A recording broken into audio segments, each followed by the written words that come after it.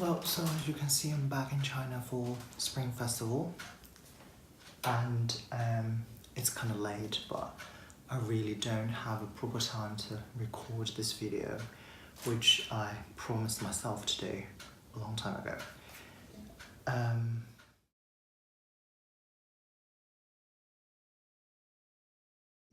So basically, what's happening is I gave up my old MacBook 12-inch. Never gonna give you up, never gonna let you down.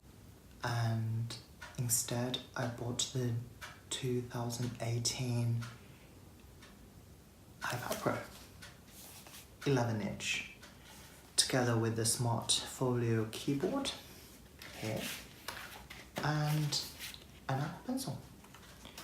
And I decided to live without my MacBook for a whole 3 months and see if I can really live without it.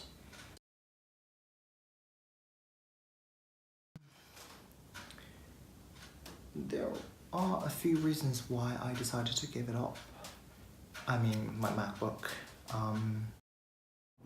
First being the battery life.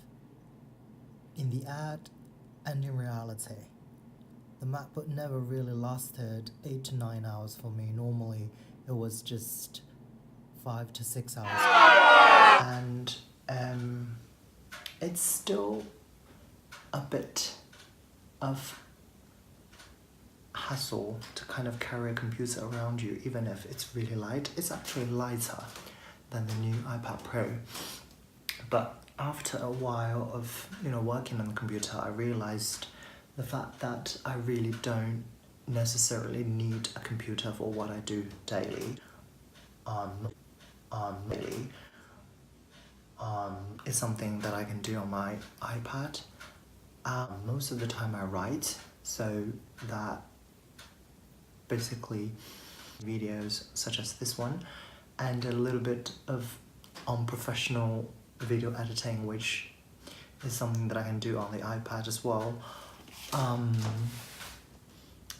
So I don't see why I could not live without it. I don't know why.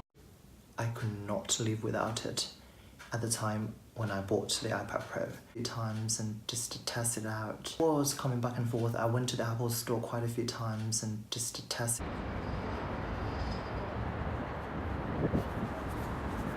Inch and the 11-inch, yeah, in terms of screen size.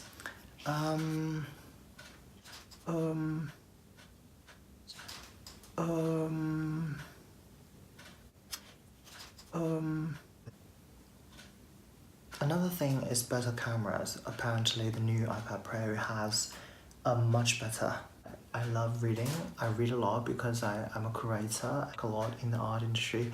I work in the art industry and I read a lot, and I hate read on the computer, even if it's a screen, but it feels different when you can use the portrait mode instead of a landscape mode. When you read, I think that to me it makes a lot of difference. It feels much closer to an actual book or an actual magazine or something, an actual print. The landscape mode, which to me is really awkward, and you have to use your trackpad or your mouse to scroll through the screen instead of your fingers, and that gives you a really awkward feeling when it comes to reading.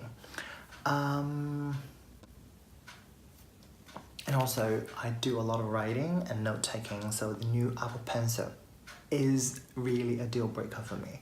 It is really, really good, and I mean, the design, the compatibility with different apps. Also, I want to have a little bit change in the way of my life, working all the time, but when you are on an iPad, yeah, sometimes you're still working, but it doesn't. When I'm not working or when I don't feel like working, I just simply need to take off this Smart Folio thing, and I can even put aside my Apple Pencil and just treat it as an iPad. Of course it's an iPad. I mean, treat it as a tablet instead of a laptop, you know, so that it feels like I'm not really working. I'm just, you know, reading stuff and, you know, doing stuff I like. Oh.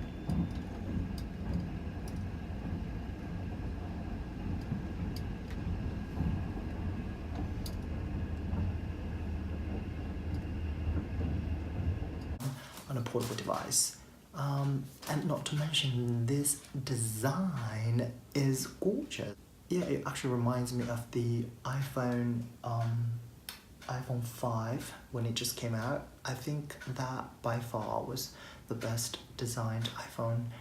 The touch of it, the feel of it, and the actual physical feature of it is really, really great. USB-C as well.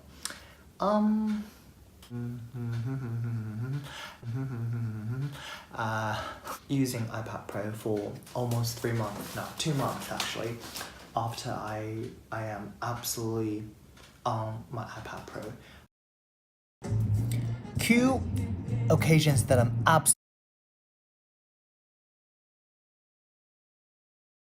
definitely smaller, and it also gives you a more personal touch too, because you have a different way of interacting with it. You don't just use the keyboard if you buy the keyboard, and you can also draw on it, take note with a pencil on it, and you use your hand to interact with it. So it's more with the computer, all you have to do is to type. So it's still that machinery kind of feeling, but with an iPad it feels more personal.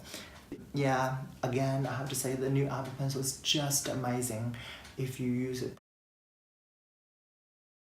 properly, note-taking, and sometimes I make a little bit drawing as well. I create some of my artworks as well, so while it's charging, and that makes sense in my mind, is Apple Pencil. This is the only wireless charging thing that actually makes sense, because as soon as you attach to it, it's charging and you just bring it around, you know. It's the only thing that actually kind of makes sense with the current wireless charging technology. You know, all the other wireless charging technology, including iPhone, you know, 8s, yeah, they are wireless charging, but you still have to buy a pad with it, which you don't necessarily carry around. It kind of doesn't make sense, not to mention it eliminates a cable by adding a pad to it, and the pad is connected to a cable. So it's, in my mind, the current wireless charging technology is just kind of, you know, awkward. Yeah, and also I have to mention about the smart keypad, smart folio keypad. It's basically the same as my Mac 12-inch. Yeah, it's slightly different without the function keys, which you might find annoying sometimes if you are so used to that. First of all, it does take some time for somebody to get used to the fact that they are not working on a computer. It's easy to adapt to, but you know, I like changes. I like all this stuff, so for me it's actually okay, but it does take. And in terms of protection, the smart portfolio keyboard is not there. I mean, it's a very productive tool, but it's not a protective tool. I kept my old Moshi sleeve. It was for my iPad. No, sorry. It was for my MacBook 12-inch plus an iPad mini. You know, it was actually MacBook and iPad mini, but then now I use it for my iPad Pro as an extra protection, or you are going to have problems. Well, I hope you don't really drop your iPad. Yeah, and the Apple Pencil does sometimes fall, even if it's a magnetic connecting, but sometimes when you carry it around, or when you just put your iPad into a bag, sometimes the Apple Pencil falls into the bag, so you have to probably be careful with that. It's not be the best option.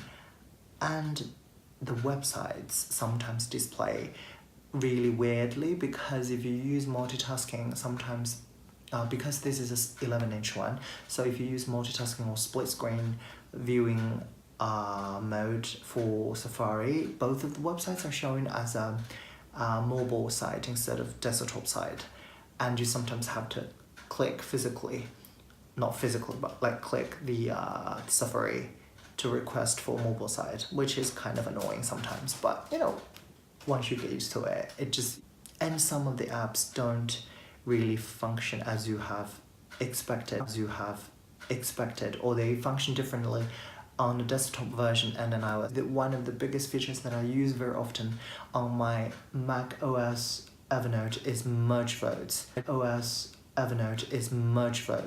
Merge votes, what is that? Merge notes. Yeah, choose multiple nodes. Why do I keep saying vote? Probably merge notes. Yeah, just choose different nodes and you merge them, but on iOS version you can't do that.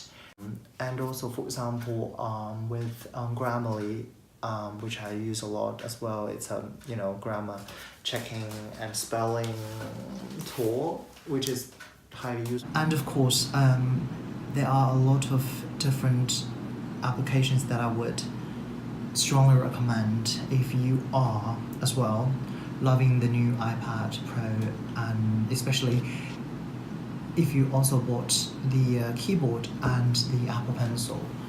In the video, when I was taking the notes, that is Nibble, N-E-B-O, which is a fantastic note-taking app, and there are a lot of other options as well. And Evernote is something that I would definitely recommend, even if they don't allow you to merge notes. And of course, iBooks, Kindle, Skype, all these things are something that I would always use. And Documents, which is another nice organizer if you are way to use. And iWorks, Pages, Numbers, Keynotes, which I'm sure you would definitely need in your life. And a lot of other things, and Spark for time page for a calendar, and things for getting things done. So there are a lot of options for you to explore if you just take your time to explore it. Well, of course, the most important thing is the iPad Pro is not for everyone, or it is for everyone, but it is not for everyone to replace his or her computer with. I don't work pretty much heavy load, meaning I don't need a lot of processing power and I don't need a lot of storage. So I would not necessarily need a computer. But if you are a video editor, or if you for example, if you code a lot, and I don't think an iPad Pro is for you to replace your laptop with or your computer with. But if you're like me, who just writes a lot and who just does some very lightweight video editing things, I think you can seriously consider going with an iPad Pro instead of your